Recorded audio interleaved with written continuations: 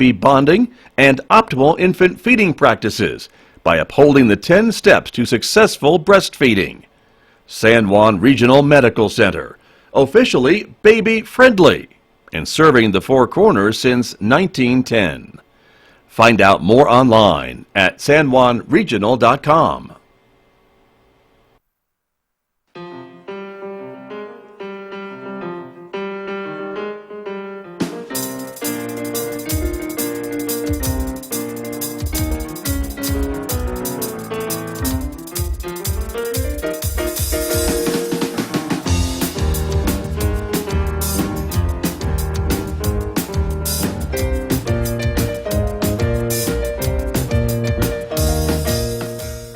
Minutes past 8 o'clock.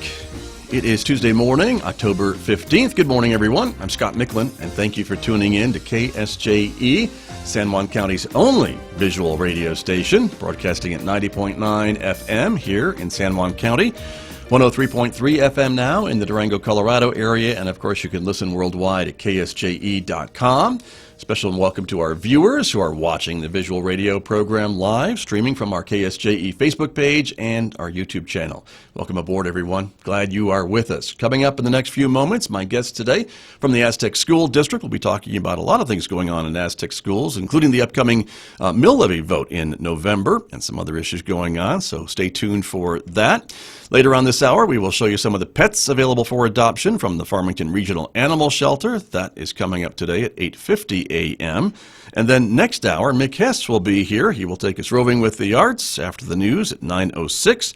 Today, Mick is playing some more Bach cantatas for us on the program, so join us for that. Connect with us, of course, on social media so you don't miss a thing of the news and happenings in the area. You can like us on Facebook, subscribe to our YouTube channel, follow us on our Twitter accounts, and, of course, check out KSJE on Instagram as well. Our weather forecast, another sunny day today, but cool. The high 72 in Farmington, clear overnight with a low of 32. Sunny and 74 tomorrow. Partly sunny skies on Thursday with a high of 75 before a bit of a change in the weather with cooler temperatures on Friday and a high of 67, 66 on Saturday, and 60 for a high on Sunday. Overnight lows, again, mostly in the 30s. As we take a look at our weather picture today, it is in honor of the end of Hispanic Heritage Month, of course. Santiago, Chile, where it's springtime in the southern hemisphere. Right now in Santiago, 57 degrees. And that's a view of the capital city, of course. It's a high of 73 later on today with partly cloudy skies and a low overnight of 49 degrees in Santiago. But that is the view from a few moments ago. Nice sunny day so far in that major city. Let me turn to my guests who are here with me this morning, as I mentioned, from the Aztec School District. Superintendent Kirk Carpenter is here. Good morning. Good morning, Scott. Thanks for being here. Absolutely. Always a pleasure. Appreciate you coming in. Also, Deputy Superintendent Tania Prokop is here. Good morning. Good morning, Scott. Thank you for coming in as well. Great Absolutely. to have both of you here to talk a little bit about some of the things going on in the Aztec School District. And so, as I mentioned, mill levy is an important topic that we should start with, I think, because I know you've been trying to get the word out to educate voters about what this means for them and definitely what it will mean for Aztec schools. We have, and we're continuing to do that the best way possible. And I think we're trying about everything, whether it's a newspaper. You've helped us with some board forums and mill levy forums. Not well attended, but we're doing the best we can. And I think when we say that, it's trying to get everything out about it, trying to be very transparent. The last mill levy we had failed, but there was a lot of information, I think, that was out there with social media that just wasn't true. And as much as we could... I'm shocked to hear you say that, Mr. Carpenter, that things on social media are not true. And it's just sad because, as much as you try to get back out around it, it's... you get into, and we talked a little bit before we went on air just about, you go back and forth, and sometimes those battles are just, in many respects, not worth fighting, but you have to fight because it's about kids and it's about staff, and it's not just about kids and staff this year, it's about the future, and that's the truth. It is just so important for students and their education, and not just about upkeep. We have a maintenance staff that's up for a huge award. They've been one of the top maintenance staffs in the state for many years. And one of the reasons is because of mill money, because we use our mill money. The state fire marshal was in our district last week, and I'll paraphrase what he said. He came in and found some things we need to correct. That's his job. But he said that Aztec's not the biggest district he does. Our buildings are some of the older buildings he does. He goes, but there's not a cleaner district or a well-kept district anywhere in the state. And so when people say Aztec needs to live within their means, that's a state fire marshal saying that there's not a better or cleaner district anywhere in the state. And that's mill money at its best use out of our maintenance department. And that's a compliment coming from one of the top officials in the state. So when people want to understand what we're doing with our mill money, he said it best. He said, people need to come up here. You need to go out.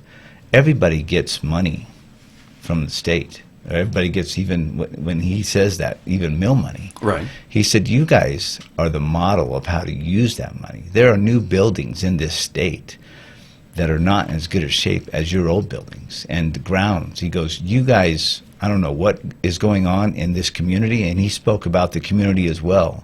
But everybody he came into contact with was hardworking, is taking pride in what they're doing. So that's a compliment. And so when we talk about the mill and how important it is and going forward, we have buildings that are 1960s surrounded by 1970 additions, and it's just a true testament to what our people are doing with it. The same with technology, but it's all about our kids, because our kids are the ones using it, our teachers are the ones using it. So it is very important. And I know we've been talking about this, but we can't understate the importance of this mill election coming up. And in speaking about mill elections, Scott, we're not the only ones in this county facing a mill election. I know our partners in Bloomfield are doing the same thing. In Aztec, we can't tell our voters how to vote.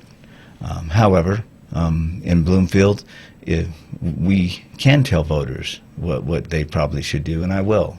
We endorse the election in Bloomfield as a superintendent. And if I'm sitting here on the air saying what the voters need to do, they need to vote for the mill election in Bloomfield. I can't tell you what to do in Aztec, but I can tell you how important that mill election is for the Bloomfield students. Friday nights we like to beat each other up on the football fields or the volleyball courts, and we always like to try to win one over the Bobcats. But we're rooting for the Bobcats when it comes for the mill election. And it's important that voters support that for their kids. I talk a lot about our kids, and our kids are every kid in this county when it comes to education and when it comes to mill levy. And again, I can't tell you what to do in Aztec. I can tell you to go vote. But when they go vote in Bloomfield, I hope every voter will vote yes for that mill levy election for those Bobcats, because it's important for those kids. And if we're going to educate our kids and prepare them for their future, the vote for that mill levy needs to be yes now, so those kids can be prepared for the future in Bloomfield. And that's what needs to happen for them. In Aztec, all I can say is go vote. So I'll be very clear about endorsing for them and just telling you to go vote in Aztec. But it's coming up and it's important, and we hope that we're doing what we need to do in Aztec to send out a clear message about what the transparency of mill levy. But we'll see what happens. Let me ask you about the mill levy vote in Aztec, because that means how much money for Aztec schools comes from this. And again, the mill levy is an assessment on property taxes that I think gets folks a little concerned and worried a little bit, but it's $1 for every $1,000 of your property's assessed taxable value.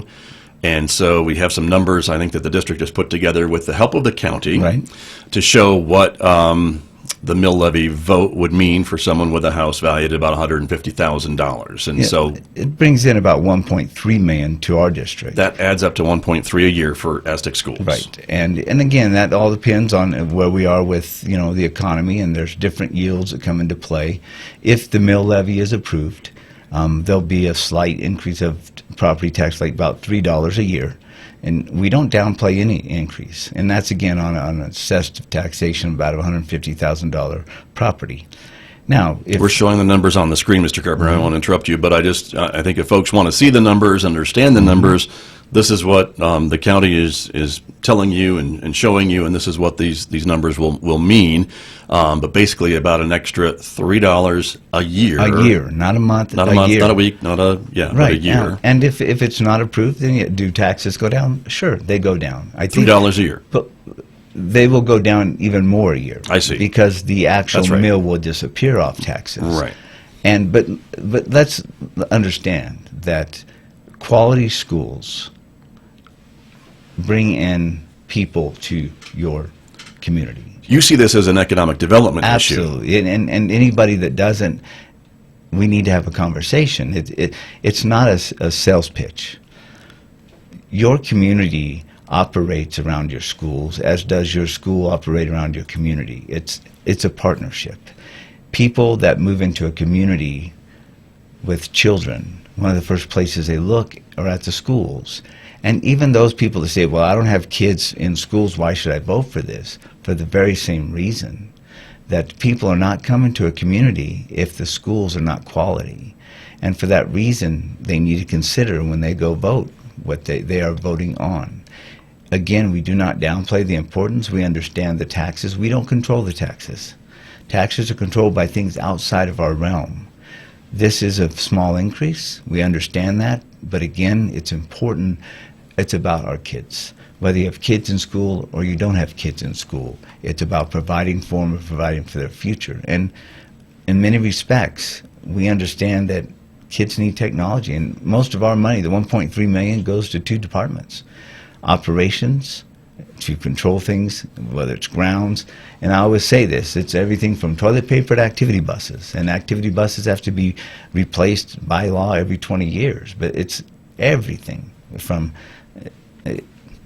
classroom furniture to the microscopes to band equipment to even athletic equipment in some cases.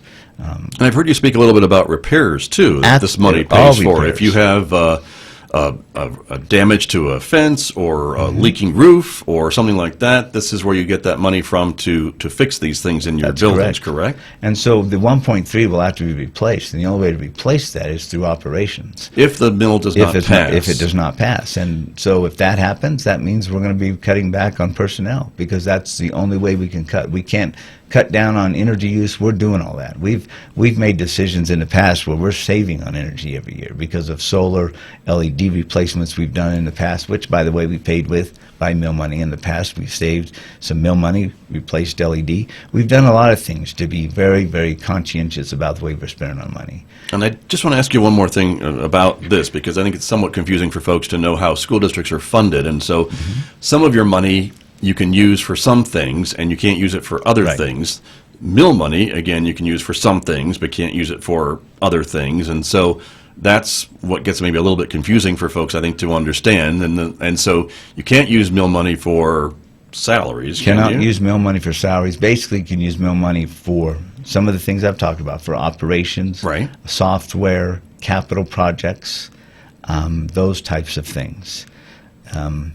And then in your purchasing equipment, you cannot use it for salaries. And then some operations you can use for some of these same things I just mentioned, which operations comes from the state, where you're funded on basically your enrollment numbers.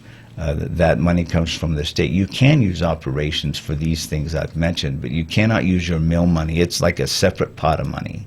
And you can reach in there and use it to maintain your campuses, buy software, purchase things that you need for equipment for the classrooms, those types of things, to build if you have enough money. I mean, down south where things are really going well with oil and gas and they're bringing in a lot of revenue, they're building buildings with mill money. It's almost like extra bonds. When you go out for a bond election, which is yet another pot of money, you have bonds, you have mill money, and you have your operations. Those are your major funding sources for school districts.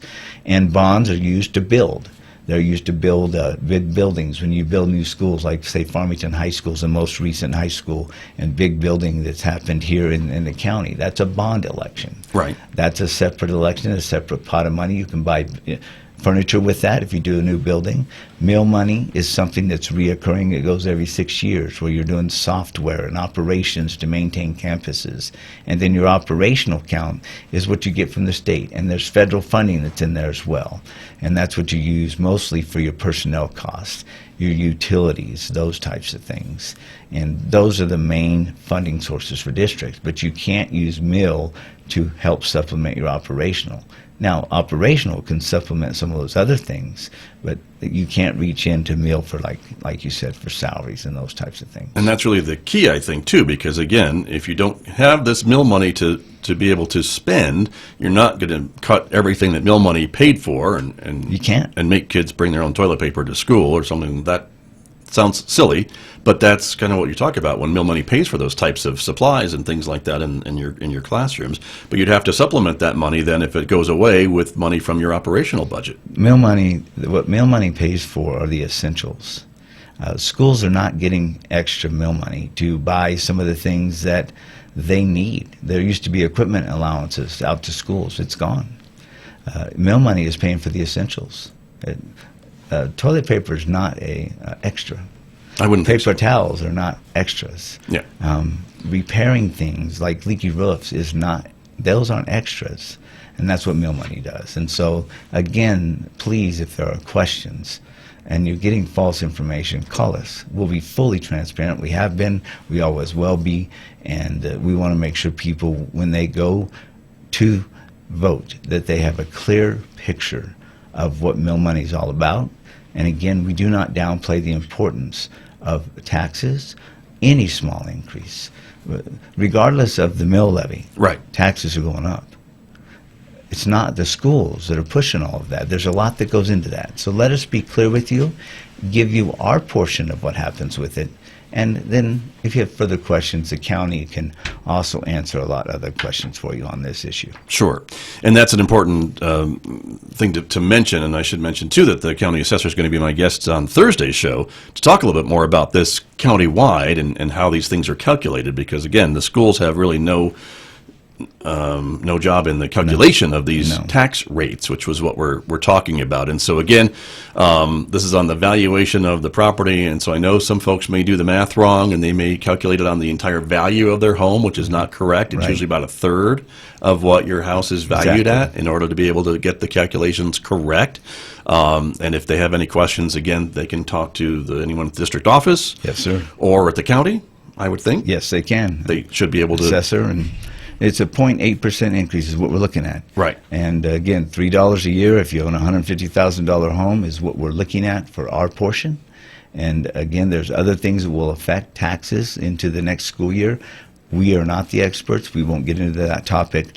What we do know is we're talking about kids' futures in many respects, and maintaining schools at the level that they're at, just on the operations side. So, I could talk all day and I know you stand on desks and do everything else, but, right? Because it's about kids and their future, and then providing for staff for a quality education for our kids. Sure. And again, with the information that you have, the calculations show that if this were to pass in the Aztec School District, property taxes would increase by about $3 a year. For the average home. For the average home, $150,000 value is what we're talking about. So let me ask you about a couple other topics this morning, Mr. Carpenter. That is a new attendance, some new attendance rules that the state is asking you to follow and to come up with. Is this something that's coming out of Santa Fe? It is, all school districts, and it's basically the what they call the Attendance for Success Act. It replaces the current compulsory attendance laws. And some of it the same, some of it just a little bit more stringent, trying to develop stronger partnerships between the home and the family. A lot more documenting, a lot more record keeping. The intent of it, it's like anything else, Scott. I think the idea is to try to make things better record keeping. Schools do a wonderful job anyway. This one, what makes it different are several things. One of them is no matter what the absence is, whether it's excused or unexcused, counts. There are different categories. You have 5%, 10%, and then a 20% category. So if a student is excused or unexcused, it doesn't matter. And when I say 5, 10, or 20, those are the number of days they miss compared to the number of school days in a year. And when you get to those certain points, certain different things happen. Contact home, then you have attendance teams that will work at the schools to look at different interventions that will work with the family, work with community members, which will be involved on the attendance team to look at interventions on what can you do to work with the student to make sure they're in school, or are there other issues preventing that student from being in school? Are there other entities that need to work with in the team to track weekly on how the student is doing, that type of thing.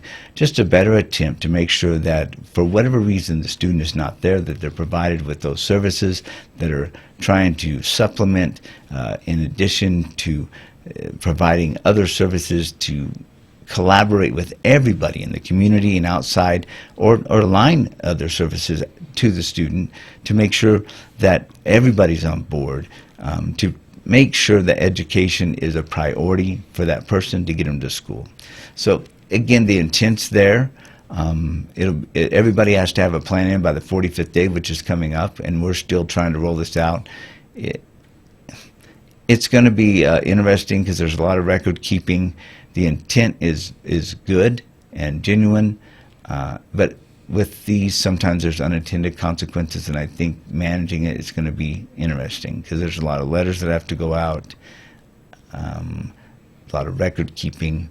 So we'll see how it goes this year. We're trying to also in our county try to maybe get together as all of our districts and try to make sure we have aligned policies, because the law is the same. Mm-hmm. Right. The intent's the same, but making sure that policies are aligned as much as possible, and the way we enforce it's the same throughout our districts, because sometimes you will have students that go from one district to another, and if you have different ways that you're enforcing it, that's not beneficial for one district over another, because they'll attendance shop. And so that's something we're having conversations about as superintendents to make sure we're all very much aligned in the way we're trying to enforce this. I see. And are there times, I suppose, when maybe a student wants to go to school or wants to get to school and other issues at home, maybe keep him or her from being able to do that, whether it's transportation or just other family dynamics that's going on? Would this maybe help to identify some of those troubles as well? That's the intent of it. And again, it depends on what level, to how much you're intervening. I mean, CYFD and JPO, the Children, Youth, and Family Division, right, and juvenile probation could be involved with this, depending on to what extent, if it becomes chronic, or there are excessive absences, if a student is at 20% of absences, again, regardless of whether it's excused or unexcused. If a student goes hunting a couple times or has different things where they're missing 2 or 3 weeks, I mean, they're going to get into the excessive absences category. And so they could get involved. But again, depending on the nature of it, will depend whether they're involved at all. Right. If a parent reaches out to you first and just says, we're going hunting, we might miss a couple of days, that's probably a lot easier to dismiss or to work with if you don't hear a thing from the family. It all comes down to, and I know we've talked to our staff a lot, and we've probably even talked on air before about understanding your kids' stories. What is their story in general, not just attendance, but what's their story? Where do they come from? What are they about? And this reiterates the importance of that. And again, I think it's important when you think about interventions and who needs to be involved. Are there students that have certain health needs? Is it causing attendance issues? And so the idea is to align those health needs for these students with the families, getting them aligned to the right people so they can alleviate the attendance issues. And that's really the overall intent of this, is getting students the education they need so they can be successful in the future, and partnering schools with all the right people in the community, including the family, because it is a partnership. But it takes a village to raise our kids these days, more so than ever before, because education and kids growing up today is more complicated than it ever was than when we grew up. There's just a lot more to it, and so this is an attempt to make sure we align everybody, and it's a requirement, and so that it's not a lottery for some kids, that some districts have a better alignment and better protocols on attendance, that this aligns everybody and says this is a requirement, this is what you need to do, you need to report it. There'll be attendance plans for some districts if they have certain kids in higher levels of chronic issues with attendance, and so they're just putting us on notice that this is how we're going to do things.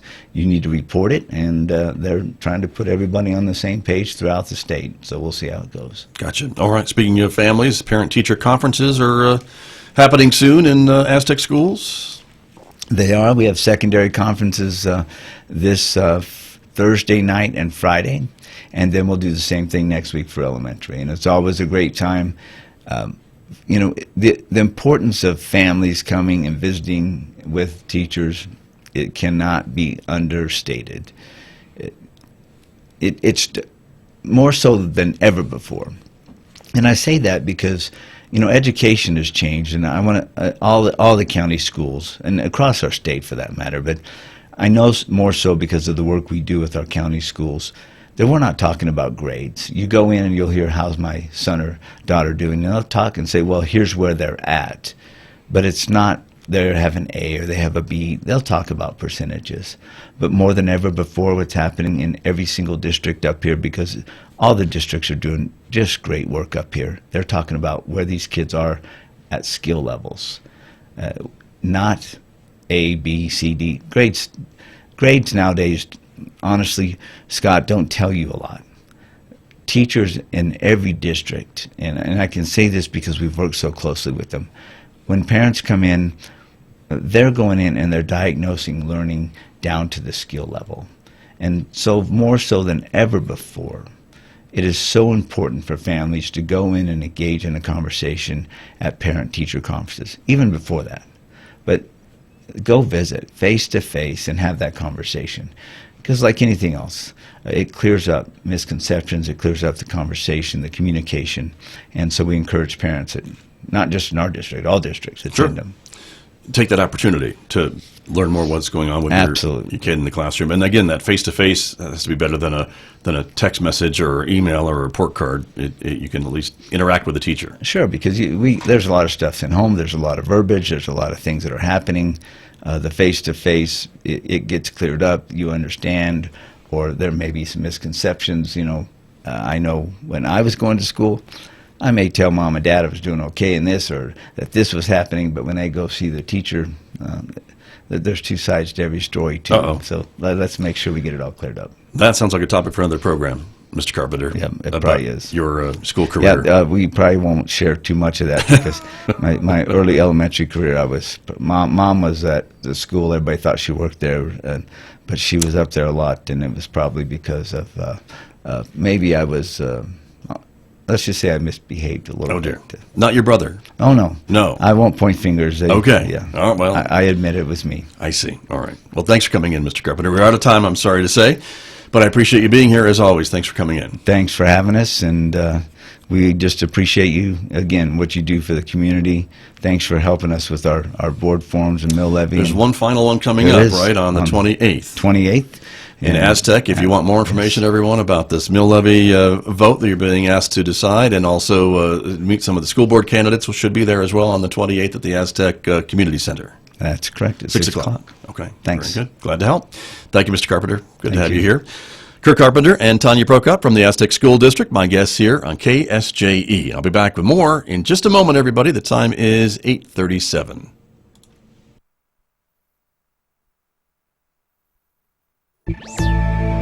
Could better tech change the wildfire scenario in California? From American Public Media, this is Marketplace Tech, demystifying the digital economy. I'm Amy Scott, in for Molly Wood. Marketplace Tech is supported by Home Advisor, helping homeowners find the right pros for their home projects. Homeowners can read reviews, book appointments, and check cost guides for any project at homeadvisor.com. And by T-Rowe